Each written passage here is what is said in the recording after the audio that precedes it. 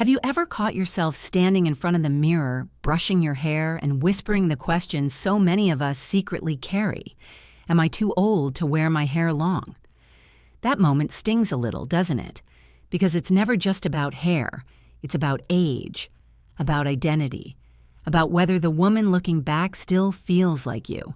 For decades, we've been told that once you pass 60, long hair is no longer appropriate, that it weighs you down, that it makes you look older, that it's time to cut it off and play it safe. But here's the truth no one ever told you. That rule was never written for women like you. And what if everything you thought you knew about hair and age was wrong? In this video, we're not just talking about haircuts, we're talking about freedom, confidence, and rewriting the story of beauty after 60. By the end, you might see your reflection in a way that feels lighter, bolder, more yours. So before we begin, make sure to subscribe, hit that like button, and share this with a friend. Because together, we're not following old rules anymore. We're breaking them. The emotional bond with long hair. When hair becomes identity. Should I finally cut my hair short now that I'm over 60? It's a question so many women whisper to themselves in the mirror. And if you've ever asked it, you know it's not really about hair. It's about identity, because long hair carries stories. It remembers the sun on your shoulders when you were 16, the thrill of your first kiss when your hair was tangled in the breeze, the way your children played with your ponytail as they drifted to sleep. Each strand becomes a thread of memory, weaving the woman you once were into the woman you are today. That's why, when someone says, cut it short, it's more age-appropriate, it doesn't feel like simple advice. It feels like they're asking you to surrender a part of yourself. To cut your hair is, for some women, like cutting ties with youth, love, and even pieces of the people they've lost. I once met a woman named Claire, 68, with silver hair tied in a long braid. When I asked if she'd ever considered cutting it, she smiled softly. "My husband adored my hair," she said, her fingers brushing the braid. "He passed away 10 years ago, and I suppose keeping it long is my way of keeping him close." Her hair wasn't vanity. It was love, devotion, memory, living right there on her shoulders. And then there was Maria, a mother of 3 who spent decades keeping her hair short because it was practical. At 60, she decided to let it grow. Her children laughed at first, but when her hair finally brushed her shoulders again, something remarkable happened. Her posture changed. Her smile grew wider. "I feel like myself again," she told me. Growing her hair wasn't about turning back time. It was about reclaiming joy. Psychologists explain this bond clearly. Hair is one of the most visible symbols of identity. It frames your face, influences how others see you, and shapes how you see yourself. Culture only deepens that connection. Long hair has long been tied to femininity, vitality, and freedom. So when society insists that women over 60 must cut it short, it's not just style advice. It's a quiet attempt to put you in a box, to shrink your choices to a single, outdated narrative. But here's what's extraordinary. The moment you reject that narrative, something shifts. You realize beauty isn't defined by scissors. It's defined by freedom. Long, short, curly, straight. The real question isn't what should women over 60 do, but rather, what makes you feel alive when you look in the mirror? Picture this. Early morning light pouring through your window. You sit quietly, brushing your hair. Silver strands catch the light, shimmering like threads of wisdom. With each stroke, you're not only smoothing your hair, you're honoring the woman you've been and the woman you still are. In that moment, you don't feel older. You feel whole. And that's the truth society often misses. Hair isn't superficial. It's spiritual. It's memory you can touch. It's a story you can wear.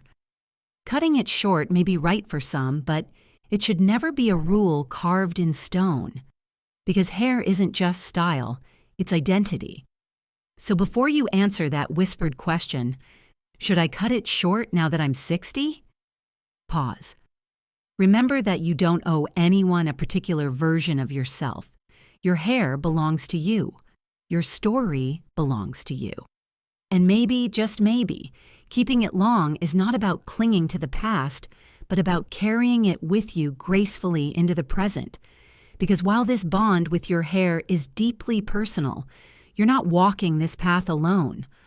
All around us are women who have quietly defied the rules, rewriting what aging looks like, and proving that when it comes to hair, the only rule worth following is your own. The real-life proof. Stories of women who defied the rule.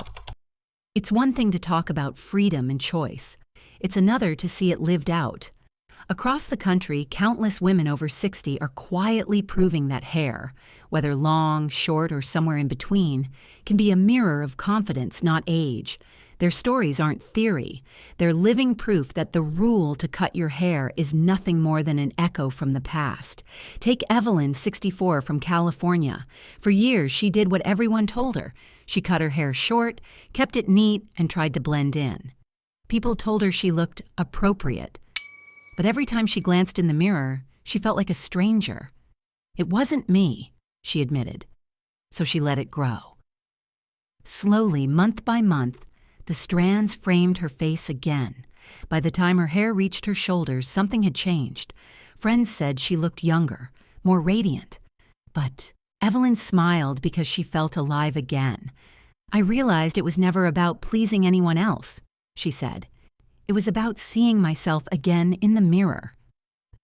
Then there's Diane, 70, a retired professor who could have easily embraced the stereotype of short, sensible hair. Instead, she chose a sleek bob grazing just below her shoulders with soft caramel highlights woven through her silver. I wanted my hair to look as vibrant as I feel, she laughed, and vibrant she was. At a recent family wedding, strangers came up to her, complimenting not only her hair but her energy. Diane's secret wasn't just the cut. It was the way her hair aligned with who she was, elegant, modern, unapologetically herself. And Teresa, 61, might surprise you. She chose short hair, but not in the way tradition prescribes. Her pixie cut is soft and feathered, with a long, sweeping fringe that dances across her forehead. People often expect a pixie to look harsh, but on her, it's anything but. The length in the fringe adds movement, a touch of playfulness. Teresa told me, I used to think short meant severe. But I've learned it can be soft, feminine, even romantic. Her style proves that short hair doesn't have to be conformity. It can be creativity. These women are more than examples.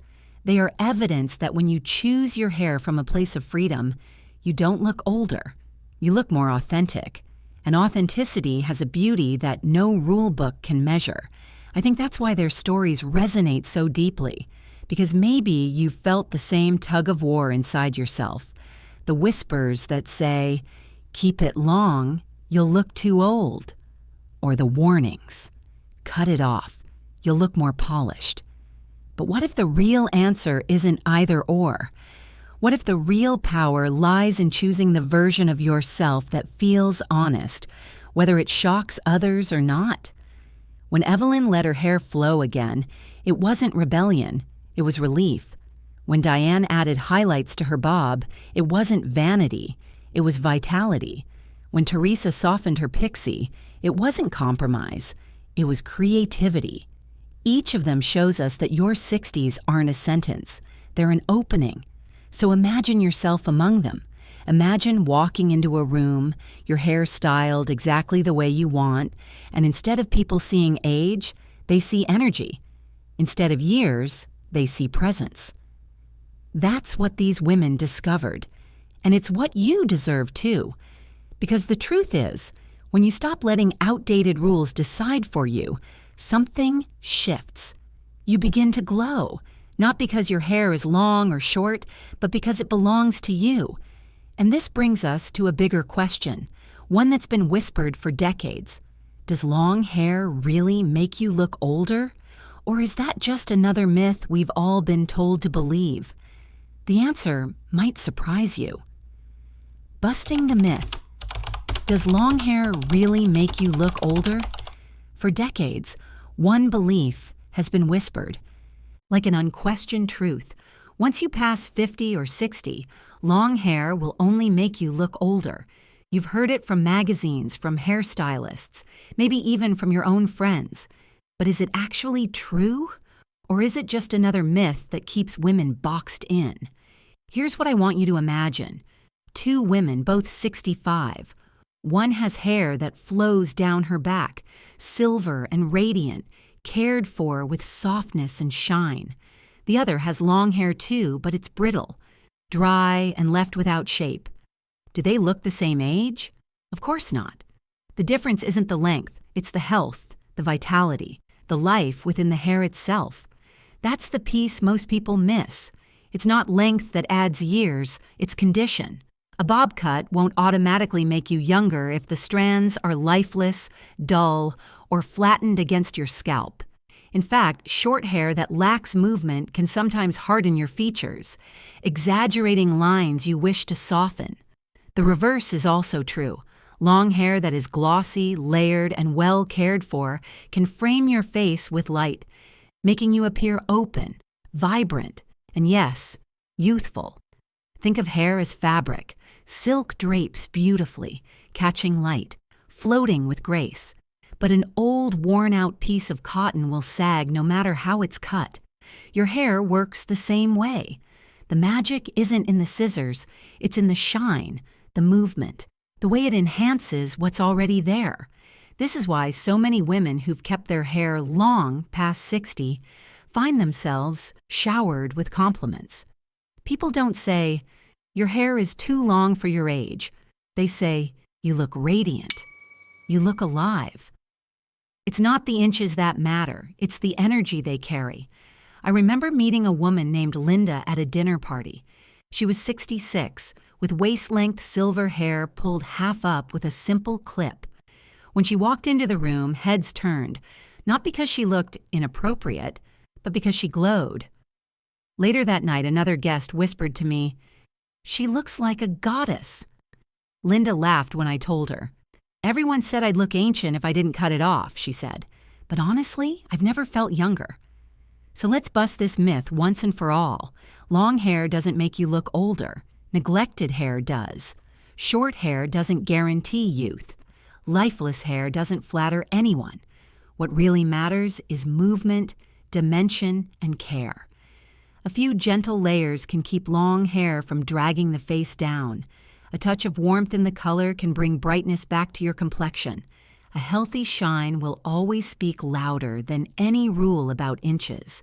And maybe, most importantly, the confidence you wear it with changes everything. When you tuck your long hair behind your ear with pride, when you walk into a room owning your style, people don't see years, they see presence. So the next time you hear that tired old phrase, "cut it off or you'll look older," smile. Because now you know the truth.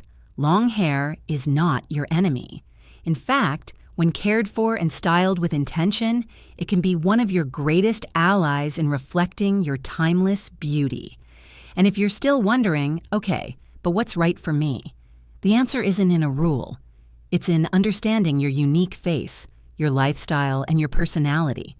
Which brings us to something even more practical: how to choose the cut that truly fits you. Practical guidance. Choosing the right cut for your face and lifestyle. By now, you might be asking yourself, all right, if it's not about age, then how do I know what's truly right for me? The answer is simpler and kinder than any rulebook will ever tell you. It's not about fitting into someone else's mold. It's about honoring your face, your hair texture, and the rhythm of your life. Let's start with your face. Think of your haircut as a frame for a painting. The wrong frame can weigh the image down, but the right one lifts it, brightens it, and lets it shine. If your face is round, long layers or subtle angles are your secret weapon. They create the illusion of length, balancing softness with elegance. Picture a shoulder-length cut that drapes gently, the ends feathered just enough to elongate the line of your face. Instead of round meeting round, you suddenly have harmony. If your face is more square with a strong jawline, the key is softness. Hair that falls in gentle waves or has airy layers around the jaw can act like watercolor brush strokes, softening edges without hiding their strength. I once styled a woman named Jean, 62, with this exact challenge. She'd always felt her short, blunt cut made her jaw look harder. When we added layered ends and a side-swept fringe, her entire face seemed to relax. She said, "It feels like I can finally breathe again." For longer faces, balance becomes the goal. Cuts that stop around the shoulders or styles that include light bangs can shorten and sweeten the proportions. Imagine soft curtain bangs grazing the cheekbones, blending seamlessly into layers. Suddenly the face looks more open, more approachable, and yes, younger in spirit. But here's the truth. It's not just about face shape. It's about you, your daily rhythm, your lifestyle, your energy. A yoga-loving, on-the-go woman might want a versatile bob that can be tied back into a tiny ponytail or styled sleek in minutes. A woman who delights in dressing up, who loves lipstick and scarves, might thrive with long, flowing layers that echo her sense of femininity. Neither is right or wrong. Both are authentic. Your hair texture also speaks louder than age. Fine hair often benefits from cuts that build volume, angled bobs, soft shags, or layered collars that give the illusion of fullness.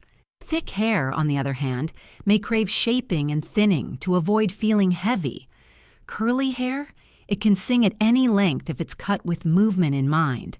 The secret is always working with your texture, not against it. And let's not forget styling habits. Some women love blow dryers and curling irons. Others want wash-and-go ease. That choice alone can guide you. There's no point in a high-maintenance cut if it leaves you frustrated every morning. A great cut should feel like a partner, not a chore. I think of Patricia, 71, a retired nurse who told me she hated fussing with her hair. For years, she kept it cropped extremely short because she thought it was the only easy option. But we gave her a collarbone-length cut with invisible layers, something she could let air dry into natural waves. Suddenly, she had softness, femininity, and freedom, without ever picking up a blow dryer. She told me, "I didn't know hair could feel like me again. That's the heart of it. The right cut doesn't come from a chart or a birthday milestone. It comes from listening to your features, your texture, your lifestyle, and your spirit. So before you decide whether to cut it short, grow it long, or live somewhere in between, ask yourself, what makes me feel most like myself? Because when your hair reflects your life and your joy, it will always be the right choice. And if you're wondering how to keep that choice shining, how to make sure your hair stays healthy and beautiful at any length, there are secrets worth knowing. Haircare secrets. How to keep long hair beautiful after 60. So maybe you've realized this by now. You don't have to cut your hair just because you turned 60. But here's the next question. Every woman asks herself, can I really keep long hair looking beautiful at this age? And the answer is a wholehearted yes. Long hair after 60 isn't just possible, it can be breathtaking. The secret isn't in the scissors, it's in the care. Think of your hair like a beloved garden. At 20, it grows wild and fast, needing only a little water to flourish. But at 60, it deserves more tenderness, nutrients in the soil, careful pruning, sunlight in the right doses. When you nurture it with intention, it can bloom even more beautifully than before. Let's begin with nourishment. Hair health starts beneath the scalp, in what you feed your body every single day. Omega-3s from salmon or walnuts help keep strands supple. Protein from lean meats or beans gives them strength. Leafy greens and colorful vegetables add the vitamins that bring shine from the inside out. I once met a 63-year-old woman who told me she'd nearly given up on her thinning hair until she began focusing on nutrition. Within months, her strands felt thicker, her hair more alive. She said, "It wasn't a miracle serum, it was dinner. Then comes the way you wash and care for your hair. Heavy shampoos and harsh sulfates can strip away the natural oils that older hair desperately needs. Gentle, lightweight cleansers, paired with hydrating conditioners, keep strands soft and manageable." Deep. Conditioning once a week, think of it as a spa day for your hair, can restore moisture and prevent that dry, brittle look that adds unnecessary years. Styling, too, requires a shift in philosophy. The blow dryers on high heat, the flat irons pressed daily, those days can be behind you. Heat, while tempting for its instant results, can rob mature hair of its vitality. Instead, consider air drying whenever possible, or use a round brush and low heat to encourage volume at the crown. That little lift at the roots can take years off your appearance, creating a sense of buoyancy and energy. And color. Oh, the magic of color. After 60, silver strands tell their own story, and for some women, they're a crown of authenticity. But for others, a touch of warmth, a honey highlight, a golden ribbon near the face, can brighten the complexion and reflect light toward the eyes. It's not about covering every gray. It's about working with your natural shade to enhance, not erase. I'll never forget one client, Margaret, 63.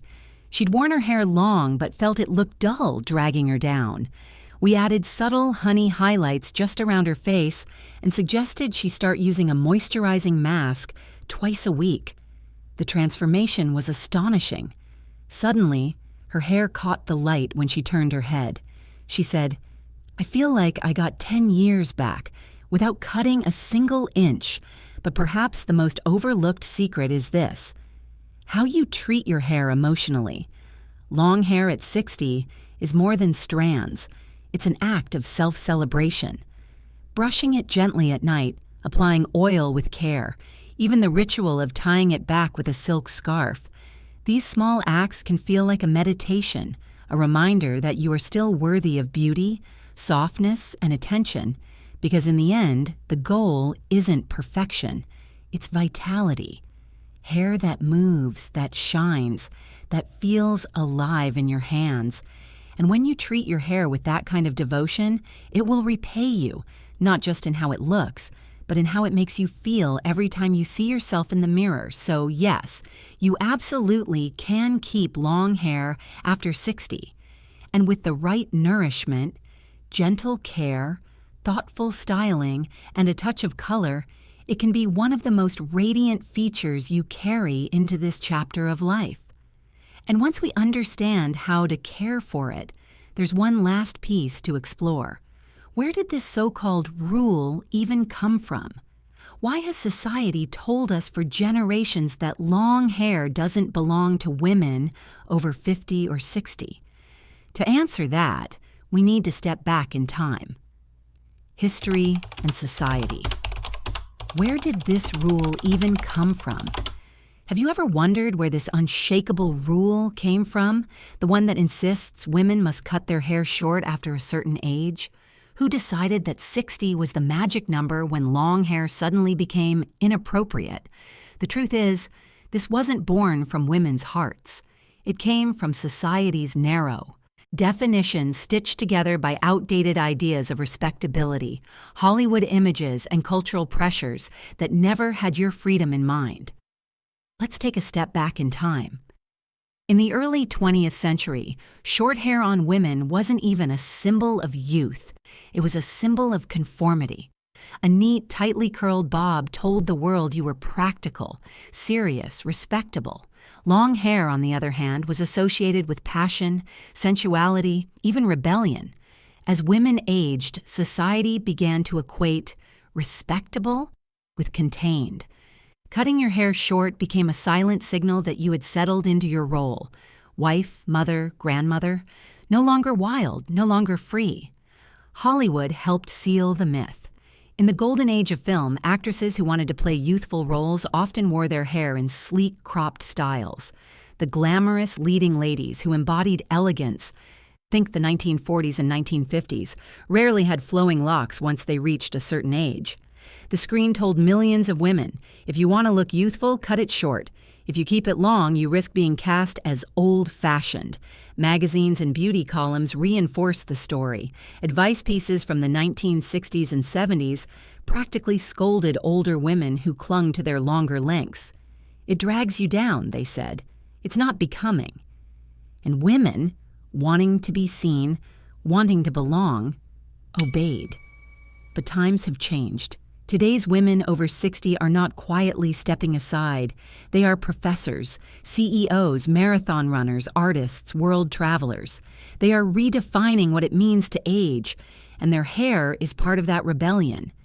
Think about Jane Seymour still wearing her signature long waves in her 70s, radiant and admired.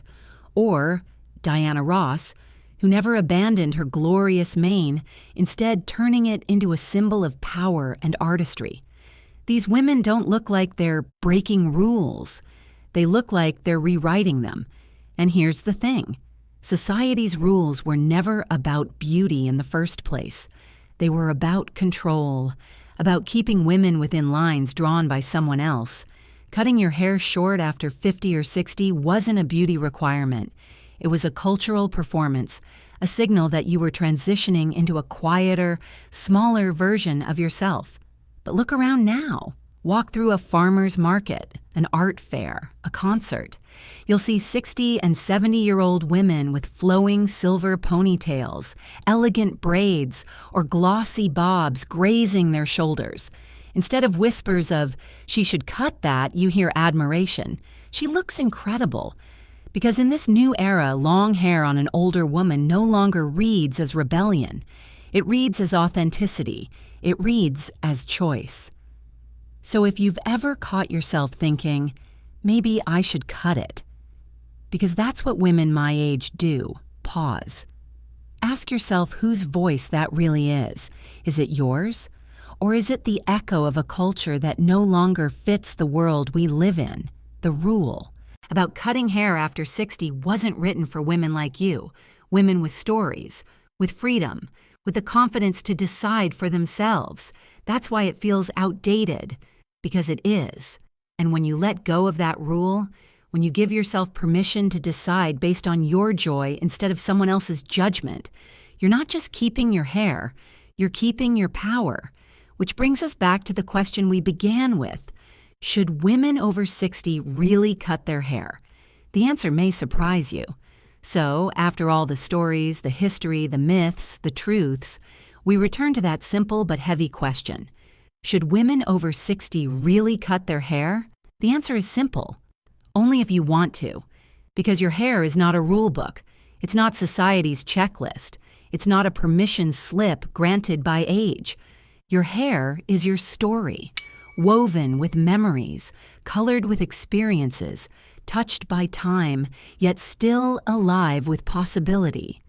If you feel radiant with long silver waves, let them flow. If you feel renewed by a chic bob or a playful pixie, embrace it. If you want to change tomorrow and try something entirely new, that's your right too.